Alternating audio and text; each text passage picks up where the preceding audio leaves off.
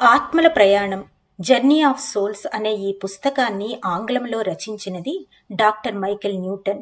దీనిని తెలుగులోకి అనువదించినది divine bliss publications. ఈ 24వ భాగంలో 7వ అధ్యాయమైన ఆత్మల స్థల కేటాయింపును కంటిన్యూ చేద్దాం.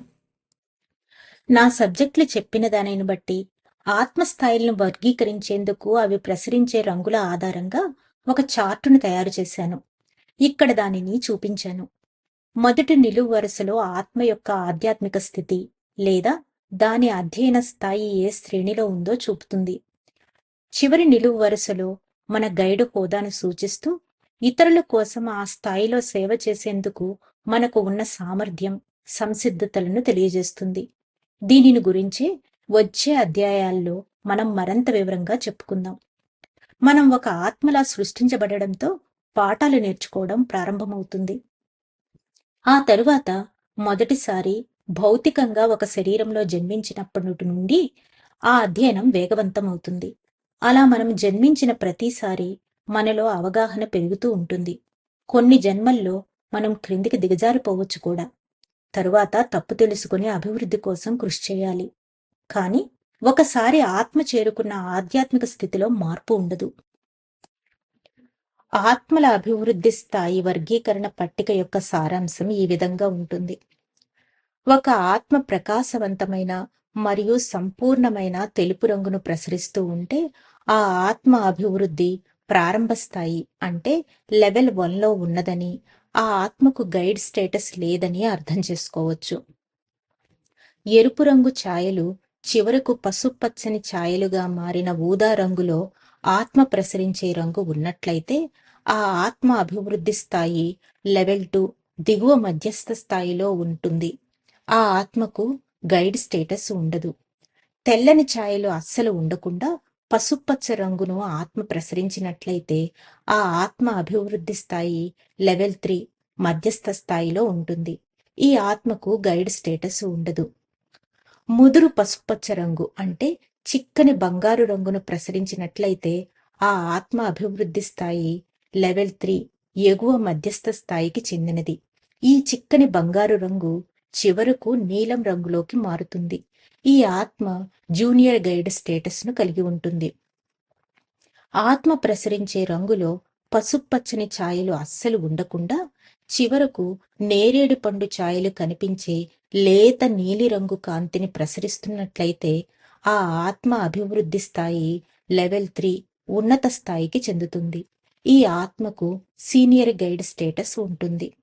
ముదురు నీలం, నేరేడు రంగులో ప్రకాశిస్తున్న కాంతి అంచులతో ఆత్మ కనిపిస్తున్నట్లయితే ఆ ఆత్మ అభివృద్ధి స్థాయి లెవెల్ 3 అత్యున్నత స్థాయికి చెందినది. ఈ ఆత్మకు మాస్టర్ గైడ్ స్టేటస్ ఉంటుంది. భూమిపైన జన్మిస్తూ ఉండే ఆత్మలు 6 స్థాయిల్లో ఉంటాయని పటములో చూపించాను. నేను నా సబ్జెక్టులను సాధారణంగా ప్రారంభ దశ బాల ఆత్మ, మధ్యస్థ స్థాయి యువ ఆత్మ, పురోగతి చెందిన ఉన్నతాత్మ అనే 3 ప్రధాన వర్గాలుగా విభజించినప్పటికీ 2వ లెవెల్, 4వ లెవెల్ మధ్య కొన్ని సూక్ష్మమైన తేడాలు ఉన్నాయి. ఉదాహరణకు మొదటి లెవెల్లో ఉన్న ఆత్మ 2వ లెవెల్కు చేరుకుంటూ ఉందా లేదా అనేది నిర్ణయించుకునేందుకు ఆ ఆత్మలో తెలుపు రంగు శక్తి ఎంత మిగిలి ఉందో అని తెలుసుకోవడమే కాక ఆ ఆత్మ ఎంత మేరకు నేర్చుకుందో నిరూపించే ప్రశ్నలకు సబ్జెక్టులు ఇచ్చే సమాధానాలను కూడా విశ్లేషించాలి. గత జన్మలలో విజయాలు, భవిష్యత్తులోని ఆశయాలు, గ్రూపులతో సహచర్యం, నా సబ్జెక్టులకు వాటి గైడ్స్కు మధ్య జరిగిన సంభాషణలు ఇవన్నీ అభివృద్ధిని నిర్ణయించే అంశాలు అవుతాయి.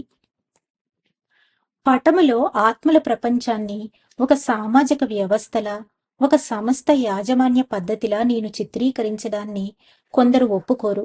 కానీ మరోవైపు అవే సబ్జెక్ట్స్ తమ తోటివారు, గురువుల ప్రభావానికి గురై ఒక ప్రణాళిక ప్రకారము తమ ఆత్మ అభివృద్ధి ఎలా జరుగుతుందో వివరిస్తూ ఉంటారు.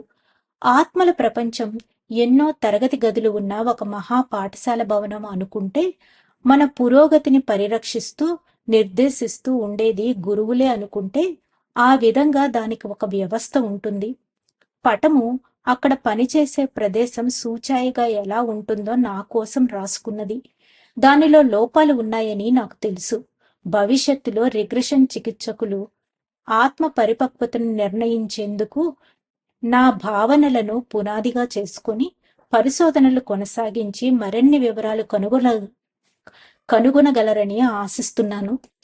భూలోకంలో వ్యక్తులు సమాజంలో తమ స్థాయిలను బట్టి విభజించబడి ఉన్నట్లే ఆత్మల ప్రపంచంలో ఆత్మలు కూడా తమ కాంతి స్థాయిని బట్టి గ్రూపులుగా ఏర్పడతాయని ఈ అధ్యాయాన్ని చదివిన పాఠకులు అనుకోవచ్చు. భూలోకంలో ఉండే సామాజిక పరిస్థితులతో ఆత్మల ప్రపంచంలోని స్థితిగతులను పోల్చి చూడకూడదు. ఆత్మలలోని జ్ఞానాన్ని కొలిచే కాంతి ఫ్రీక్వెన్సీలలో ఉండే తేడాలన్నీ ఒకే శక్తి మూలకం నుండి వస్తాయి. ఆత్మలన్నీ ఆలోచనల ద్వారా సమైక్యంగా ఉంటాయి. ఆత్మల సామర్థ్యంలో తేడా పట్టించుకోకుండా ఆత్మల ప్రపంచంలో అన్నింటినీ ఒకే తరగతిలో ఉంచినట్లయితే ఆత్మల శిక్షణ విధానం చాలా అధ్వాన్నంగా ఉండేది. భూలోకములో పూర్వకాలంలో ఒకే గది పాఠశాలలు ఉండేవి. అదే గదిలో వివిధ తరగతులకు చెందిన వివిధ వయసు గల విద్యార్థులు పరిమిత సంఖ్యలో ఉండేవారు. ఆత్మల ప్రపంచంలో ఒకే స్థాయిలో ఉండే ఆత్మలు ఒక గ్రూపుగా కలిసి పనిచేస్తాయి. పరిపూర్ణతను సాధించిన టీచర్ గైడ్స్ తమ స్థానంలో పనిచేసేందుకు తరువాత తరానికి చెందిన ఆత్మలకు శిక్షణ ఇస్తారు. ఆత్మలు ఎంత మేరకు నేర్చుకున్నది, ఎంత అభివృద్ధి సాధించింది నిర్ధారించేందుకు ఆత్మల లోకంలో కూడా ఒక పద్ధతి రూపొందించవలసిన అవసరం ఉంది. ఈ పద్ధతి ఆత్మలలో జ్ఞానాన్ని పెంచి చివరికి వాటిని ఉత్తమమైన పరిపూర్ణమైన ఆత్మల్లా తీర్చిదిద్దుతుంది. ఇక్కడ ముఖ్యంగా ఒక విషయాన్ని అర్థం చేసుకోవాలి. మనము మన విద్యా సంబంధమైన వ్యవహారాలలో సరైన ఎంపిక చేసుకోకపోతే దాని పర్యవసానాలను మనము భరించవలసి వచ్చినా, ఈ పద్ధతిలో మాస్టర్ ఆత్మలు మనల్ని ఎల్లప్పుడూ రక్షిస్తూ మనకు సహాయం చేస్తూ ఉంటాయి. మనల్ని ముందుకు నడిపిస్తూ ఉంటారు. ఆత్మల ప్రపంచంలో పురోభివృద్ధికి ఈ విధమైన యాజమాన్య పద్ధతి ఉంటుంది. ఆత్మలు వివిధ స్థాయిల్లో ఉంటాయనే అభిప్రాయం తూర్పు పశ్చిమ సంస్కృతుల్లో ఎన్నో శతాబ్దాలుగా ఉంది. బాల్యం నుండి పెరిగి పెద్దవాడయ్యేంత వరకు వివిధ నైతిక దశల ద్వారా పయనించడం వల్ల ఆత్మల్లో పరివర్తన కలుగుతుందని ప్లాటో చెప్పాడు. మానవులు అవినీతి, అనైతికత, అపరిపక్వత, హింసాత్మక ధోరణులు గల స్థాయి నుండి ఎన్నో జన్మలలో చివరికి దయ, సహనం, క్షమాగుణం, నిజాయితీ, ప్రేమ గల నాగరిక వ్యక్తులుగా ఎదిగారన్నది గ్రీకు దేశస్థుల అభిప్రాయం. క్రీస్తు శకం 2వ శతాబ్దంలో కొత్త క్రైస్తవ ధర్మశాస్త్రం మీద పోలోటినస్ ప్రభావం ఎక్కువగా ఉండేది. అతని ఆధునిక ప్లాటోనిస్ట్ విశ్వసృష్టి ప్రకారం ఆత్మల్లో కూడా వివిధ స్థాయిలు ఉంటాయి. వాటికి ఒక పరంపర ఉంటుంది. ఆ పరంపరలో సర్వశ్రేష్టమైనది, అన్నిటికీ అతీతమైనది ఒక ఆత్మ ఉంటుంది. దానినే సృష్టికర్త లేదా పరమాత్మ అని అంటారు. దాని నుండే మానవ శరీరాల్లో నివాసముండే జీవాత్మ ఉద్భవిస్తుంది. చిట్ట చివరికి క్రింద స్థాయికి చెందిన జీవాత్మలు విశ్వజనీనమైన ఆ పరమాత్మలో పూర్తిగా తిరిగి ఐక్యమయ్యేందుకు ఆత్మల లోకానికి తిరిగి వెళతాయి. ఆత్మ అభివృద్ధి గురించి నేను చేసిన వర్గీకరణ అటు సమాజ పరంగా కానీ లేదా ఇటు మేధోపరంగా కానీ అత్యంత గొప్ప సిద్ధాంతం కాదు. అత్యున్నత స్థాయికి చేరుకున్న ఆత్మలు భూమిపైన చాలా పేద స్థితిలో నిరాడంబరంగా ఉంటారు. అదేవిధంగా మానవ సమాజంలో అధికారం చెలాయించే ధనిక వర్గంలో ఉన్నవారు ఆధ్యాత్మికంగా పరిపూర్ణులై పరమానందంగా ఉన్నారని కానే కాదు. తరచుగా వాస్తవం దీనికి భిన్నంగా ఉంటుంది. పురోగతిని బట్టి ఆత్మల స్థల నిర్దేశం ఎలా చేస్తారు అనే విషయాన్ని వివరించేందుకు ఆత్మల గ్రూపులు ఎంత ముఖ్యమైనవో నేను నొక్కి చెప్పనవసరం లేదు. 9వ అధ్యాయంలో ఆత్మల గ్రూపు ఏ విధంగా పనిచేస్తుందో మరింత వివరంగా తెలుసుకుందాం. అయినప్పటికీ మరంత ముందుకు వెళ్లే ఈ సందర్భంలో ఆత్మలకు గ్రూపులను కేటాయించడానికి సంబంధించి ఇంతవరకు నేను తెలుసుకున్న ప్రాథమిక సూత్రాల గురించి ఒకసారి సమీక్షించదలుచుకున్నాను. అనుభవం లేని స్థాయి ముగిసిన తరువాత ఆత్మల సృష్టికి పట్టిన సమయంతో సంబంధం లేకుండా అవగాహన స్థాయికి తగ్గట్లుగా బాల ఆత్మలకన్నింటికీ ఒక గ్రూపును కేటాయిస్తారు. కొన్ని ఆత్మలు ఒక సహాయక గ్రూపుగా ఏర్పడిన తరువాత భవిష్యత్తులో కొత్త సభ్యులను అంటే కొత్త ఆత్మలను చేర్చుకోరు. స్థాయిని బట్టి ఒకే గ్రూపులో ఉంచేందుకు ఆత్మలను క్రమపద్ధతిలో ఎంపిక చేసే విధానం ఒకటి ఉందనిపిస్తుంది. ఈ విధానంలో అహం, జ్ఞానం, అవగాహన, భావ ప్రకటన, కోరికలు వంటి అంశాలు ఇకే విధంగా ఉన్నాయా లేదా అనేది పరిగణలోనికి తీసుకుంటారు. ఆత్మల గ్రూపు సైజు ఏదైనప్పటికీ వేరువేరు గ్రూపుల శక్తి కలిసిపోదు. కానీ ప్రైమరీ స్థాయి, రెండవ స్థాయి గ్రూపు ఆత్మలు మాత్రం పరస్పరము మాట్లాడుకోగలవు. పని చేసుకునేందుకు వీలుగా ఒకటవ, రెండవ లెవెల్ ఆత్మలు చిన్న చిన్న సబ్ గ్రూపులుగా విడిపోవచ్చు. కానీ అవి తమ ఆత్మల ప్రైమరీ గ్రూపు నుండి మాత్రం విడిపోకుండా కలిసే ఉంటాయి.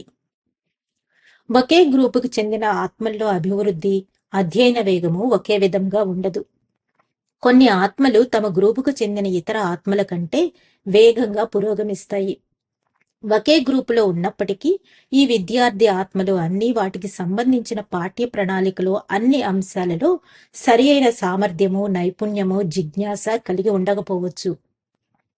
అధ్యయనం జరుగుతూ ఉండగానే స్వీయ అభివృద్ధికి కావలసిన ప్రేరణ, సామర్థ్యము మొదలైన అంశాలన్నీ 3వ లెవెల్కి సమానంగా ఉన్న ఆత్మలను వేరుగా ఒక స్వతంత్ర గ్రూపుగా ఉంచుతారు. 1 లేదా 2వ స్థాయి గ్రూపుల నుండి కొన్ని ఇటువంటి ఆత్మలను ఒక చోట చేర్చి ఒక పూర్తి స్థాయి 3వ లెవెల్ ప్రత్యేకమైన ఒక కొత్త గ్రూపుగా ఏర్పాటు చేయవచ్చు. ఆత్మలు 4వ లెవెల్లోనికి ప్రవేశించినప్పుడు తమ గ్రూపులోనే కాక వెలుపల జరిగే కార్యకలాపాల్లో కూడా నేర్చుకునేందుకు మరింత స్వేచ్ఛ లభిస్తుంది. ఆత్మలు పురోగమిస్తున్న కొద్దీ వాటి గ్రూపులోని ఆత్మల సంఖ్య తగ్గిపోతూ ఉన్నప్పటికీ మొదట్లో ఉండే గ్రూపు సహచరులతో ఉండే సన్నిహిత సంబంధాలు మాత్రం ఎన్నటికీ తెగిపోవు. గ్రూపులో ఉన్న ఆత్మల స్థితిని బట్టి గైడ్స్ బోధించేందుకు వివిధ పద్ధతులను ఉపయోగిస్తూ వ్యక్తిగత శిక్షణ ఇస్తూ ఉంటారు. ధన్యవాదాలు మాస్టర్స్. ఈ రోజుతో 7వ అధ్యాయం అయిన ఆత్మల స్థల కేటాయింపు పూర్తయింది. రేపటి నుంచి 25వ భాగము 8వ అధ్యాయం అయినటువంటి మన గైడ్స్ గురించి తెలుసుకుందాం. అంతవరకు సెలవు తీసుకుంటూ పద్మజ.